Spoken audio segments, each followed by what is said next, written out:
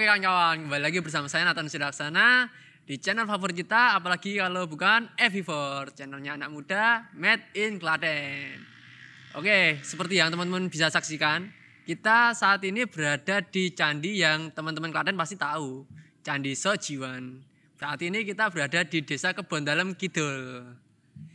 Kali ini kita ditemani oleh salah satu mungkin bisa dibilang tokoh penggerak maupun tokoh yang sangat menginspiratif, yaitu adalah Mbak Ana Tri Astuti. Apa kabar Mbak Ana? Halo Mas Nathan, Ya. kabar baik. Mbak Ana adalah sebagai ketua dari Pok Darwis Desa Kebondalam Kidul ya Mbak? Ya. Oke Mbak, Pok Darwis itu sebenarnya itu apa sih Mbak? Oh ya, Pok Darwis itu singkatan dari kelompok sadar wisata. Itu apa Yaitu Mbak? suatu kelompok masyarakat yang mereka peduli, yang peduli terkait dengan aktivitas wisata di desanya. Kalau di Desa Kebondalam Kidul sendiri, Pok Darwis kami bernama Pok Darwis Gendewa. Gendewa itu tahu nggak Mas dari apa? Apaan tuh Mbak? Ya, Gendewa itu dari bahasa Sanskerta. Artinya? Artinya busur panah. Iya, gitu. Filosofinya busur panah ya Mbak? Iya. Oh iya. Ya harapannya dengan filosofi busur panah ini kita bisa melesatkan Desa Kebondalam Kidul menjadi lebih maju gitu. Lebih maju dalam bidang apa itu Mbak? Pariwisata. Pariwisata dong. Iya dong. Kalau potensinya itu apa sih Mbak? Oh banyak sekali terkait potensi di Desa Wisata Kebondalam Kidul ini. Salah satunya adalah yang ada di belakang kita ini tentu Iya. saja ya. Ya, ini adalah destinasi utama di Desa Kebondalam Kidul, ada Candi Sojiwan. Selain dari itu selain dari Candi Sojiwan ada aktivitas-aktivitas dari warga yang kita angkat untuk menjadi atraksi di Desa Wisata Kebondalam Kidul. Seperti membatik, jumputan, lalu ada membuat fiberglass, yaitu adalah semua UKM-UKM yang ada di Kebondalam Kidul. Untuk yang lainnya juga aktivitas-aktivitas outbound untuk dolanan anak, camping ground, lalu ada berkuda, semacam itu Mas. Jadi banyak sekali ya Mbak, tidak hanya terfokus pada Candi Sojiwan doang ya Mbak? Iya.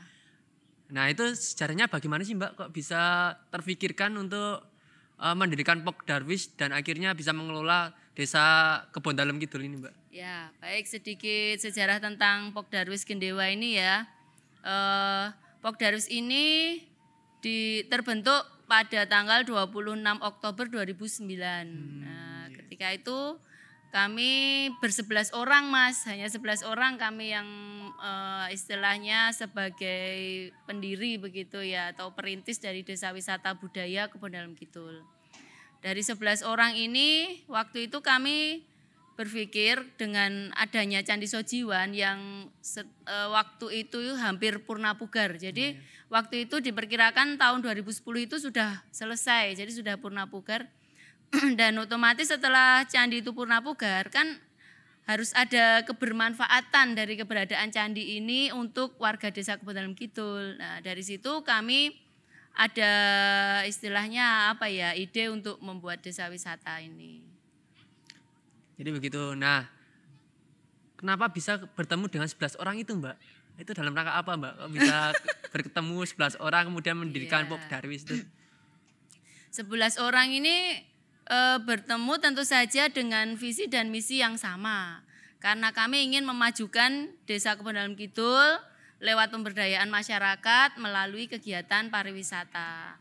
Sedangkan ber-11 orang ini kami ada ini ya Mas, elemen-elemennya pun juga enggak sembarangan kita menunjuk orang begitu asal satu visi gitu, enggak. Kita ada di situ ada dari guide, ada dari yang pengelola hotel, ada dari pengelola ini apa souvenir yang waktu itu Bapak Mukardani itu dia yang punya pintal benang sutra emas, sutra alam itu ya. Itu lalu ada dari LSM, ada dari dia hukum, ada dari perangkat desa. Ya semacam itu. Harapan kami dengan elemen-elemen yang komplit ini akan memudahkan langkah kami di depan gitu. Jadi ketika sudah terbentuk, kami akan istilahnya apa ya, mengurus tentang legalitas. Di situ ada orang yang memang paham di hukum begitu ya. Jadi dia yang akan mengarahkan kami nanti sistem atau pengurusannya itu seperti apa. Dia ada yang mendampingi kami. Lalu ada kalau Pokdarus itu kan juga harus bersinergi, jadi harus membuat proposal atau apa, itu ada yang dari LSM. Jadi beliau akan lebih paham terkait hal seperti itu. Jadi memang 11 orang ini memang kita memang istilahnya apa ya, kita kompliti begitu ya elemen-elemennya. Jadi ada yang dari senimannya juga seperti itu. Oh ya Mbak, jadi 11 orang itu 11 orang yang sangat berkompeten ya Mbak di bidangnya ya Mbak? Iya, iya. Harapan kami seperti itu. Ya. Jadi memang bisa mempermudah jalan gitu iya, ya? betul, betul. Oke Mbak, waktu berjalannya Popdawis dari tahun 2009 sampai sekarang ini Mbak, pasti kan banyak hambatan-hambatannya Mbak. Seperti mungkin ada penolakan dari warga atau bagaimana Mbak? Baik, gini Mas Nathan, setelah kami terbentuk 2019 itu Pokdarus Gendewa 2009 ini Pokdarus Gendewa langkah awalnya adalah kita mengurus legalitasnya. Jadi legalitas hukum dari akta notaris, SK SK Dinas Pariwisata, ya semacam itu. Dan kami juga melakukan pendekatan ke semua warga, ke semua lini ya. Jadi per RT kami datangi, kami ada temu kenali, yaitu kami istilahnya apa ya, mendata atau menginventaris apa saja sih potensi masyarakat yang ada di Desa Kebon Dalam Kidul ini yang bisa kami jadikan untuk atraksi wisata begitu. Jadi kami pendekatannya memang langsung ke masyarakat, istilahnya langsung bertemu, langsung istilahnya apa ya, mengajak mereka mau enggak untuk ikut serta dalam kegiatan desa wisata ini. Nah, setelah itu ya kami ada pendataan untuk warga-warga yang mau untuk ikut serta begitu. Kalau awal mulanya memang agak susah karena belum ada hasil yang nyata begitu ya, yang diterima oleh warga begitu. Tapi setelah semua terus sudah kami ada pendataan, kami membuat program kerja seperti itu, kami membuat promosi, lalu ada kegiatan pariwisata di sini dan semua warga itu ya bukan semua warga ya, tapi untuk warga-warga yang bisa menjadi atraksi ini kan kami libatkan langsung. Ya, dari situ mereka mendapatkan manfaat itu secara langsung. Lalu itu sudah sudah bisa membuka untuk warga yang lain. Mereka melihat kegiatan ini secara nyata dan hasilnya pun juga secara nyata juga. Hasilnya itu seperti apa Mbak? Seperti mungkin manfaatnya itu seperti apa Mbak? Ya, misalkan begini, ketika kami ada kunjungan, ada tamu, otomatis di situ kan kami membutuhkan dari welcome drink, welcome dance, di situ ada untuk makan siang, itu otomatis semua kan warga yang mengerjakan Mas. UMKM jadi terdampak gitu ya Mbak? Iya, jadi mereka kan terangkat begitu. Itu untuk yang dari makanan, dari kesenian, kami juga butuh atraksi tarian, itu juga mereka dari sanggar kami juga yang ada di sini. Lalu kami ada berkunjung ke UKM, misal ada yang ikut membatik atau membuat jumputan atau untuk lebih mengenal apa sih pintal benang sutra alam itu seperti apa, otomatis kan dari situ langsung ada kegiatan ekonomi begitulah yang ada di situ. Seperti halnya contohnya paket kami ya, misalkan ada live in begitu kan. Live in di sini itu ketika mereka datang hari pertama itu mereka membuat kaos jumputan. Jadi mereka membuat kaos sendiri begitu. Hari berikutnya itu akan mereka pakai untuk cycling tour. Lah, sepedanya sendiri itu kami tidak pengadaan. Jadi memang kami enggak ada pengadaan sepeda. Tapi itu kami sewa langsung dari warga. Oh, berarti sewa dari rumah ke rumah gitu ya Mbak? Iya, kami sebarkan melalui desa. Jadi desa itu kan biasanya ada RT RW seperti dari Pak RT Pak RW seperti itu, kami sebarkan melalui mereka. Siapa warga yang hendak menyewakan sepedanya begitu. Awalnya itu agak susah Mas. Jadi pertama kali itu kami butuh sepeda 40, itu yang datang hanya sekitar 26 gitu. Jadi masih kurang gitu, sampai kami harus mencari sendiri begitu. Lalu setelah itu yang Yang kegiatan kedua itu sudah luar biasa. Jadi kami butuh waktu itu hanya 60, yang datang itu hampir 130 begitu. Jadi warga ini memang kalau untuk pendekatan ke warga itu memang ya mereka harus terlibat secara langsung. Ketika mereka terlibat secara langsung dan mendapatkan manfaatnya juga secara langsung itu mereka akan lebih terbuka, lebih menerima kegiatan kita. Banyak sih Mas contoh yang seperti itu ya, sama halnya kayak misal ada yang hanya transit di sini, hanya makan pagi dan butuh toilet, itu kami buatkan voucher. Jadi mereka itu nanti bayarnya pakai voucher gitu. Itu kami sebar ke warga. Jadi mau pakai toiletnya warga gitu langsung. Nah, nanti sama warga itu voucher itu baru ditukarkan uang ke kami. Ya seperti itu. Oh iya Mbak. Berbicara tentang desa wisata ya Mbak, Iya. apa yang bikin desa wisata itu menarik untuk dikunjungi Mbak? Di Kebon Dalam Kidul ya? Iya, di Kebon Dalam Kidul tentunya. Iya, kalau di Kebon Dalam Kidul sendiri itu ya sangat patut untuk dikunjungi begitu. Karena salah satunya ya yang ada di belakang kita lagi, Candi Sojiwan ini.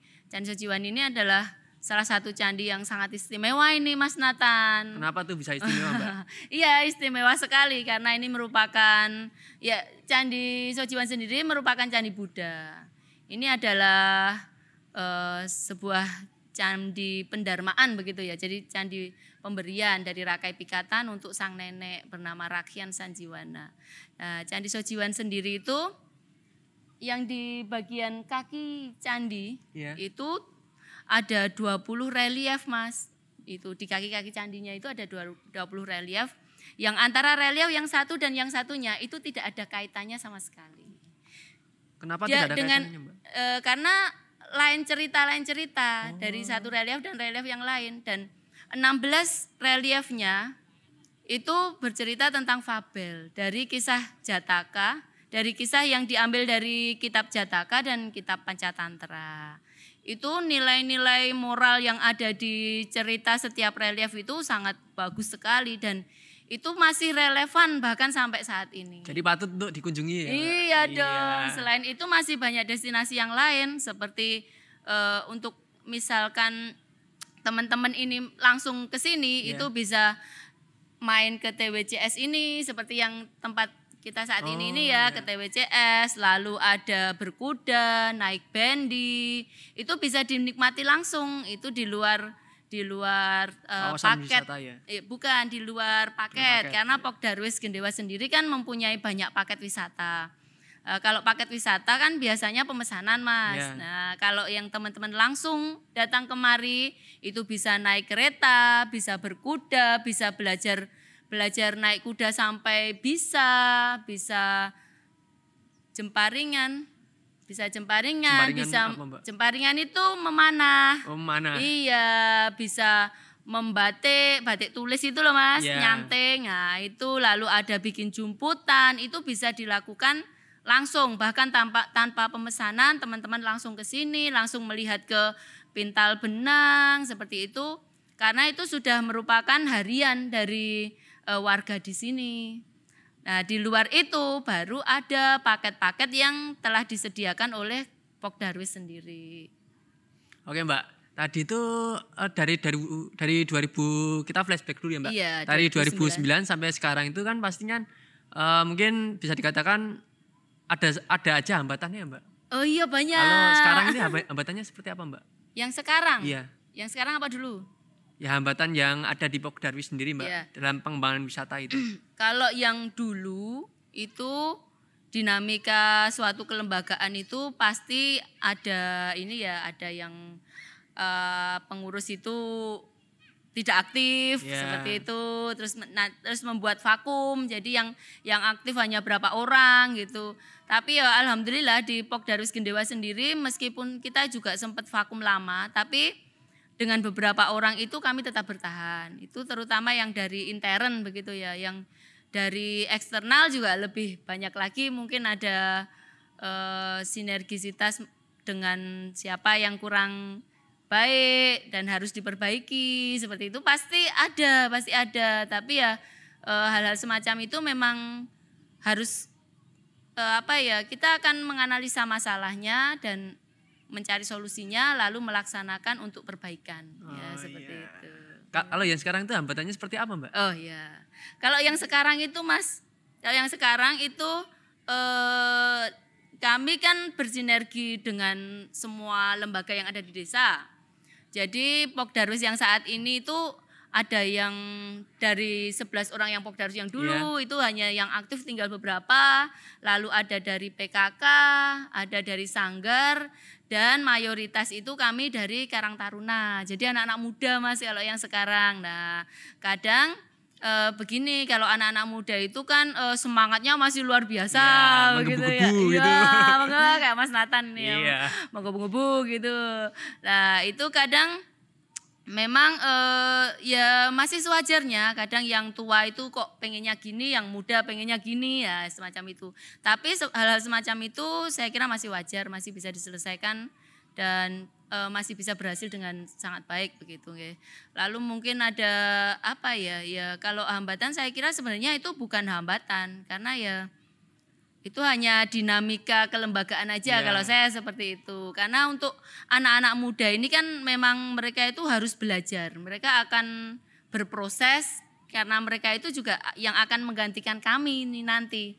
Mereka ini yang akan menerima estafet dari kami ini. Jadi untuk hal-hal semacam itu saya kira adalah hal yang terjadi di mana saja. Itu prosesnya begitu. Mungkin seperti itu Mas. Kalau untuk pengembangan dari desa wisata ini apa yang sedang dilakukan oleh Pokdarwis sekarang, Mbak? Kalau dari ini kita desa mungkin ya, lingkup di Desa Wisata Budaya Kebon Dalem Kidul. Saat ini kami sedang menerima 2 program dari Kemendikbud. Jadi yang satu adalah program pemajuan budaya yang kebetulan goalnya itu sudah kemarin malam berupa pagelaran babat Sanjiwana, itu juga digarap oleh teman-teman muda-mudi yang di sini ya dan berhasil dengan sangat luar biasa. Lalu yang kedua itu adalah program kemah budaya dari Kemendikbud, yaitu berupa aplikasi Mas. Aplikasi apa tuh Mbak? Jadi kita sudah up to date ini untuk yang anak kaum milenial ini ya. Iya. Jadi itu ada sebuah aplikasi namanya Sirel. Sirel. Iya. Itu Sirel. di dalamnya itu ada apa Mbak? Itu ada scan untuk scan relief. Jadi dia akan ketika kita men-scan ke candi itu dia akan muncul keterangan dari candi itu. Jadi untuk edukasinya seperti itu.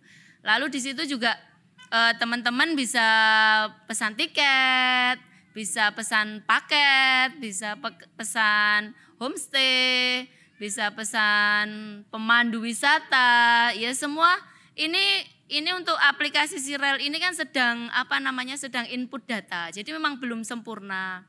Untuk saat ini paket sudah masuk, tapi beberapa seperti homestay itu belum masuk. Jadi untuk pemandu itu sudah bisa dipesan Mas lewat Sirel itu. Nanti langsung masuk ke telepon seluler teman-teman pemandu. Jadi langsung masuk ke WhatsApp lah seperti itu. Untuk yang pemesanan paket wisata dari kami itu juga sudah bisa dilakukan melalui paket tersebut. Ya, jadi satu aplikasi bisa untuk beberapa itu ya Mbak, beberapa keperluan ya Mbak.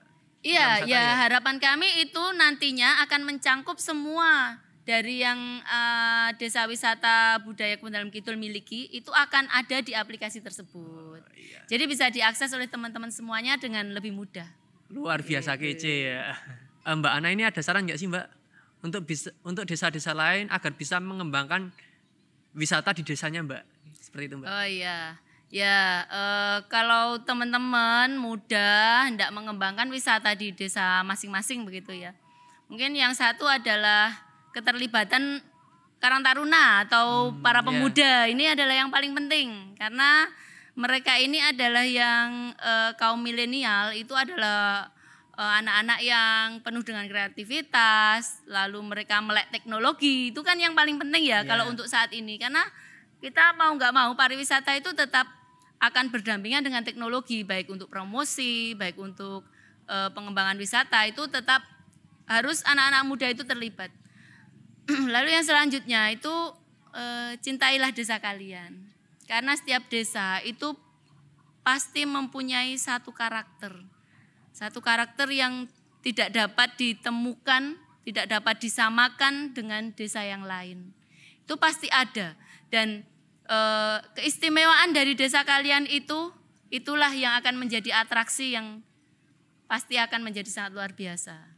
Jadi untuk kegiatan-kegiatan apa saja sih Mbak yang dilakukan oleh Pok Darwis agar mungkin bisa dikatakan untuk mengajak masyarakat menjadi garda terdepan dalam pengembangan wisata ini Mbak? Ya, kalau di Kebon Dalam Kidul sendiri wisata kami kan berbasis budaya Mas. Ya. Jadi ya mau nggak mau akan melibatkan dari warga sendiri, dari budaya yang dimiliki oleh warga. Lah itu memang ada beberapa kegiatan-kegiatan dari kami yang salah satunya itu Festival Candi Sojiwan. Nah, di Festival Candi Sojiwan itu semua warga desa itu kan memang terlibat dan mereka harus menampilkan adat atau kebudayaan yang ada di setiap RW yang mereka miliki. Mereka memiliki budaya apa sih yang itu nanti akan ditampilkan di festival tersebut. Kemudian kita ada juga Wiwit Ageng. Sebenarnya Wiwit Ageng itu kan juga upaya kami untuk menjaga ya bisa dibilang upaya desa begitu nggih, untuk menjaga supaya kebudayaan yang ada di Desa Kebon Dalam Kidul ini tetap terjaga. Lalu untuk yang kemarin kebetulan kami juga dapat program dari Kemendikbud itu kan juga pemajuan budaya. Nah, dari situ juga itu merupakan semua kegiatan yang ada di program tersebut itu juga merupakan ajakan, merupakan edukasi untuk warga agar mereka itu mau dan tetap menjaga kebudayaan yang baik dulu sudah ada, sekarang masih ada, ataupun dulu sudah ada, sekarang sudah tidak ada, itu kami berusaha untuk mengembalikan begitu ya. Jadi bisa dibilang supaya desa ini tetap menjadi desa lah ya, jangan hilang kebudayaan yang sudah ada. Itu pasti susah sekali ya Mbak? Ya, kalau dibilang susah juga susah, tapi kalau dibilang bisa ya intinya kita harus memulai. Wah, jadi harus memulai gitu ya Mbak? Betul. Iya. Oke Mbak, ada pesan untuk sobat-sobat Evivor di rumah Mbak? Baik, sobat-sobat Evivor di rumah, teman-teman, rekan-rekan muda, dimanapun berada, baik di Klaten ataupun di mana ya, dimanapun berada, kalian harus tetap mencintai desa kalian, mengembangkan karakter yang sudah ada di desa, karena desa itu harus tetap menjadi desa, dan banggalah menjadi orang desa. Ya. Anak desa menjadi begitu anak ya. desa, menjadi Iya. anak desa gitu Betul. ya Mbak. Kembangkan desa kalian sehingga bisa memberi keuntungan signifikan untuk masyarakat sekitar gitu ya Mbak. Betul sekali. Ya. Oke kawan-kawan, terima kasih yang telah menonton, terima kasih Mbak Ana sudah terima mau kasih. menghadiri podcast pada kali ini Mbak. Iya, yang spesial. sama-sama. Oke kawan-kawan, jangan lupa klik like and comment and subscribe, dan bagikan video ini jika dirasa bermanfaat. Kebon Dalam Kidul Tetap di hati. Hore.